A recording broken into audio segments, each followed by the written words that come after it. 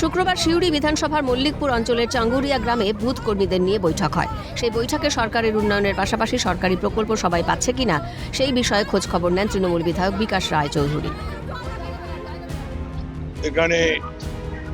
এখানকার চাঙ্গুরিয়া গ্রামে বুথ স্তরের আমাদের কর্মী, আমাদের নেতৃত্ব, সমস্ত স্তরের যে ইউনিটগুলো আছে তাদেরকে নিয়ে আমাদের আলোচনা আগামী বিধানসভা নির্বাচন কেন্দ্র করে। এর সঙ্গে সঙ্গে এই যে তপশিলি সংলাপ, আমরা তপশিলিদের জন্য কি করেছি সেই পুরো দায়িত্ব আজকে মানুষের সামনে তুলে ধরেছি।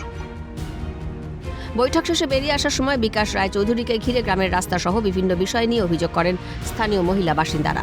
গ্রামের একটি রাস্তায় প্রায় জল জমে থাকে, মানুষের চলাচলের অসুবিধে হচ্ছে দীর্ঘদিন ধরে। বারবার বলেও সমস্যার সমাধান হয়নি বলে দাবি স্থানীয় বাসিন্দাদের।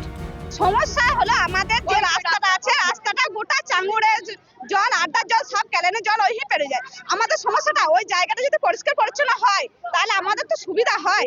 যে কোনো লোক পেরিয়ে যায় ওই জায়গাটা, সেই জায়গাটা একটা রাস্তা, ঢালাই রাস্তা হলে ভালো হয়।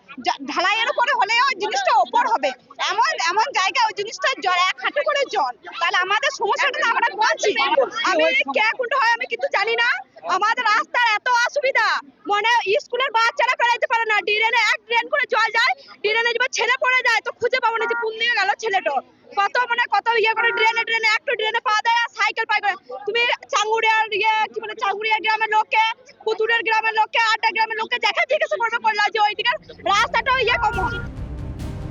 যদিও অভিযোগ অস্বীকার বিধায়কের, তার দাবি আমরা কাজ করেছি বলেই মানুষের চাহিদা বেড়েছে। আমাদের প্রতিটি স্তরেই মানুষের চাহিদা তো একটা হয়েছে, আমরা করেছি বলে মানুষ বলছে এটা করে দিন। গ্রামে এই যে রাস্তাটা বামফ্রন্টের জামানায় এটা হয়নি, এটা তৃণমূলের রাজত্ব হয়েছে।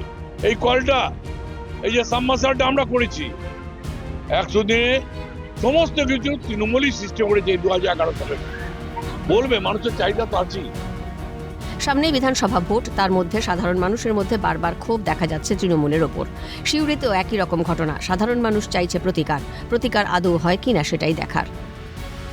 বীরভূম থেকে ভোলানাথ চক্রবর্তীর রিপোর্ট, ক্যালকাটা নিউজ।